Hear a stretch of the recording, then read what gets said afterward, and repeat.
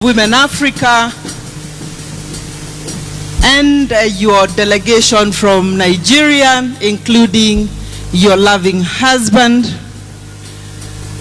the elected leaders from this beautiful country, led here today by Senator Elachi, and my sister, Honorable Shebesh, the first ladies from the counties of this great nation, all the delegates from this country and our neighboring countries, Uganda, Tanzania, invited guests. Ladies and gentlemen, God is good. And all the time.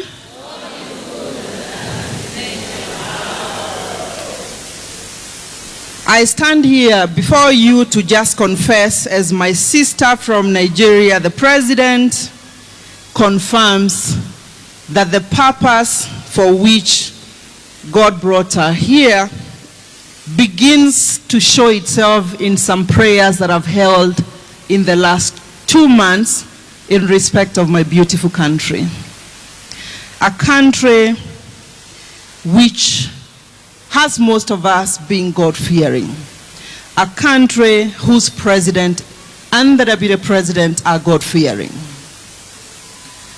Witnessed during the swearing-in of our president when he took office in 2013, and in the history of this country, a president being sworn in went down on his knees to pray to God. And so this country believes in the living God.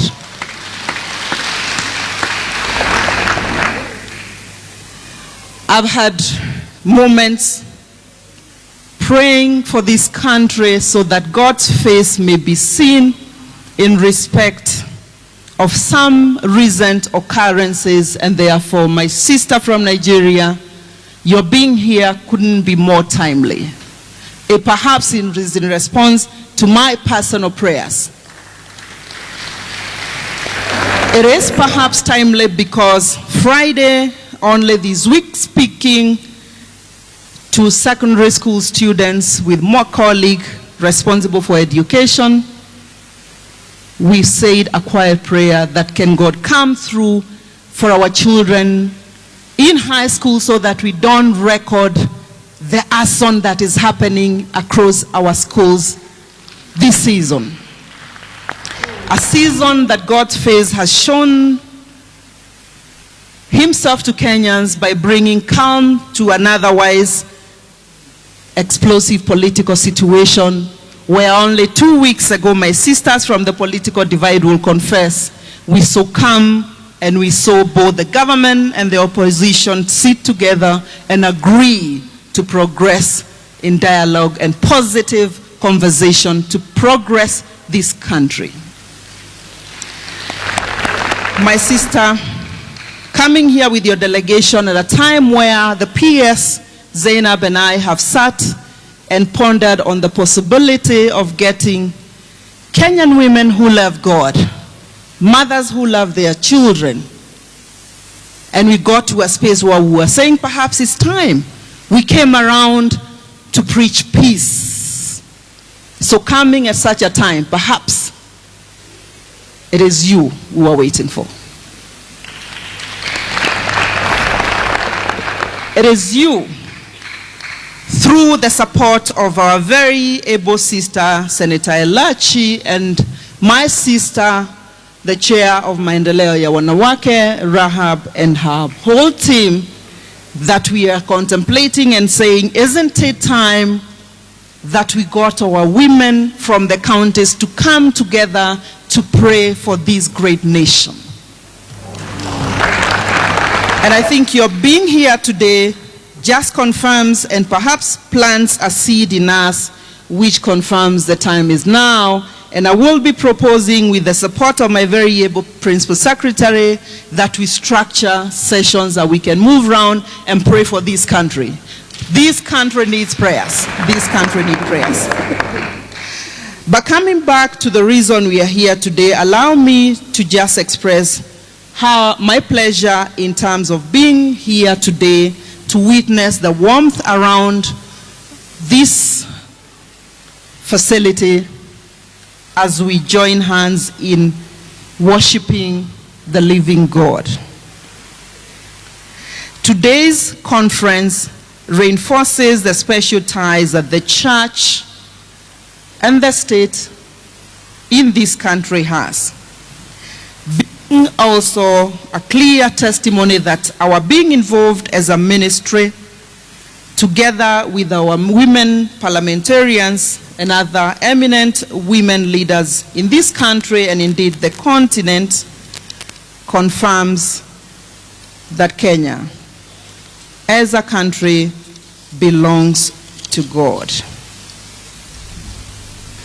Allow me to pay special tribute to all of you who have been involved in making this day the reality that it is and the warmth that it brings to all of us.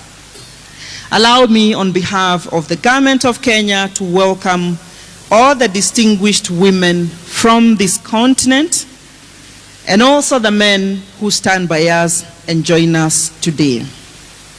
Your presence in this country leaves a mark on how empowered women indeed can be a change agent. Today gives us a great platform for something beyond the familiar conversations as we pray in churches or as we converge to debate about women's issues. I think it brings a nexus in terms of how the two are able to help us progress this continent and indeed the entire world. There is a great parallel between the journey that women have traveled in seeking empowerment, both in church, but also the journey they have taken in seeking equality in the economic spaces as well as the political spaces. And this cuts across not just the continent, but the globe. Allow me, distinguished ladies, to make a few observations in respect of this.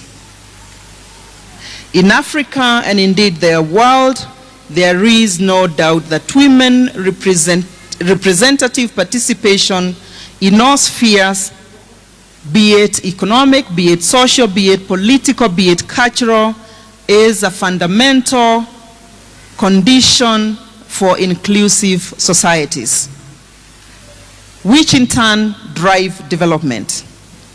We are in the space of sustainable development goals, and therefore this convergence would be more timely. This takes me to my next observation, that women need to be empowered beyond where we are at today to be able to serve our countries, continent, and the globe as real change agents. I'm very pleased, as the senator has suggested when she spoke, that my government and indeed the president and the leadership of this country does recognize this for a fact. As I variously like to quote my president, that when you empower women, indeed you empower whole communities. But let me also move to the third observation and say that to influence the direction which most of our countries are already working towards, to influence the veracity of this direction, to influence the scope of this direction, there are few critical areas which I'm inviting you, my sisters, to pay special attention to. True for women in urban spaces, true for women in rural spaces, true for women across the continent. That we need to have voice to talk peace. To talk peace in this era of increasing tension, to talk peace in this era of strife, to talk peace peace in this time of extreme violence. Women exchange agents to talk against violence. Like my peer suggested, yesterday only we visited Kilifi, a county which is recorded as one of the highest in terms of the cases of gender-based violence. It will take voice from women to talk against gender-based violence.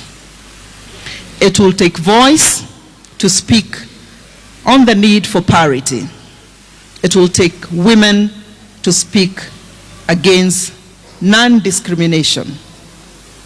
It will take women to speak about family values. It will take women to speak about the need to invest increasingly in child support. It will take women to speak against democracy and the need to open further democratic spaces. It will take women to speak against negative cultural practices, which include female genital mutilation in my country, with 17 counties being severely exposed. It will take women to speak against women inheritance. It will take women to speak against mistreatment of widows and widowers. It will take women to speak against the need for equitable resource allocation and improvement in governance. Women alone may not win. It will take our men to speak and stand with us as we speak against these vices.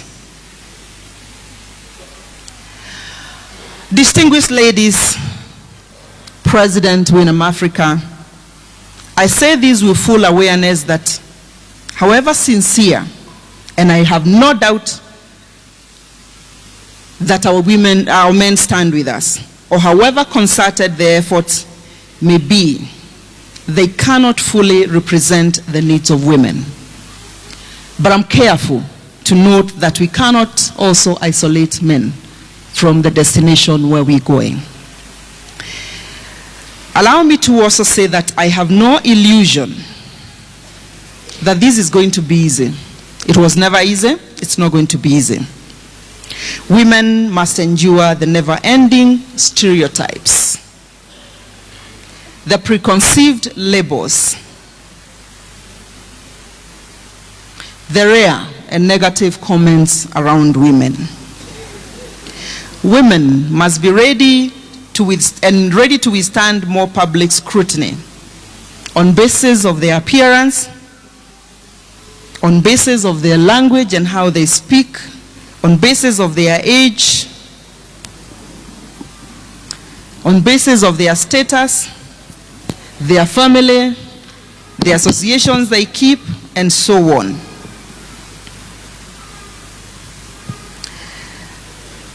I have no illusion also that by talking about women being empowered, you give up your role as caregivers. A very noble assignment by God the Almighty, but which goes a lot of time unnoticed. This is not the sort of scrutiny, is not the sort of stereotypes, is not the sort of balancing that our male friends have to go through. Yet again, we must soldier on, we must move forward. My thoughts given this reality moves as follows.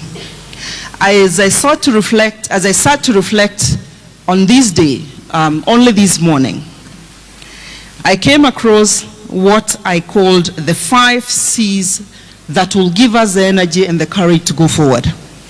One is the issue of courage, that women must remain courageous as we walk the path.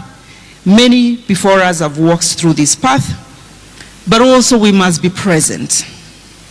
We must be present. I respect my little sister, Senator Lesuda. she stood here and said, ladies out in the counties, you must be present to be counted. We are going into some political battlefield in the next 1 year. If we don't know we are there, it will be difficult for us to give any support. That was echoed by the Deputy Governor from Mombasa. So ladies, we must be there to be counted. I then discovered another C. This one is commitment. We must be committed to the cause, because unless we are, nobody will be committed on our behalf. I then discovered the third C, and it was commune. We must commune, we must be available for networking, we must be available to pray for each other, we must be able to hold each other accountable, which brings me to today's event, which gives us not just a wonderful session to fellowship together in prayer, but also to meet each other, to network and hold each other, and hold a promise with each other and support each other. Then I came across the fourth C, which is competence and capacity. Unless we have it, my dear sisters, you know that it will not be given for free. It was never given, it will not be given.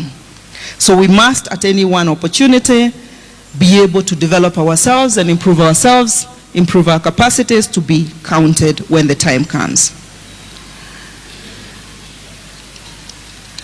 Ladies and gentlemen, distinguished women colleagues, as I come to the close of my observation, let me also say that in reflecting, I think we've come a long way as a country. We have, in recognizing the space of women in terms of sustainable development, put together several affirmative programs. And when my peer said, who has access to Weather Fund or Women Fund, there were very, very few hands coming up. Please be inquisitive. Be inquisitive so that that which belongs to you can then come your way. But in recognizing today is not a political rally, I think that will create time to be able, after the prayer session, to come back to respective counties and agree on what it is that we need to do together. But as I end, let me just quote this little girl, Malala, who stimulates me when it comes to women issues. And she says, and I quote, "I rise up my voice, not so I can shout, but so that those without voice can be heard. We cannot succeed when half of us are held back." End of quote. And I will exactly be like this girl, not be in a position or rest my voice. That is why God gave me voice. And like Madeleine Albright says, I took a long time to develop a voice. Now that I have it, I will not be silent. Now that I have it, I will not be silent. Dear sisters from the counties, dear sisters from the neighboring countries, my dear sister, the President of Women Africa, and your delegation, I urge women in the continent to arise, and as the theme goes, so that we save the world. Let's hold each other in prayers. This continent can do with more prayers. This continent can do with better role modeling. This continent can do with more voice. All because God gave voice so that it can be used to serve humanity. At this juncture, and as I appreciate all of you and confirm my love for all of you, allow me now to declare this conference officially opened.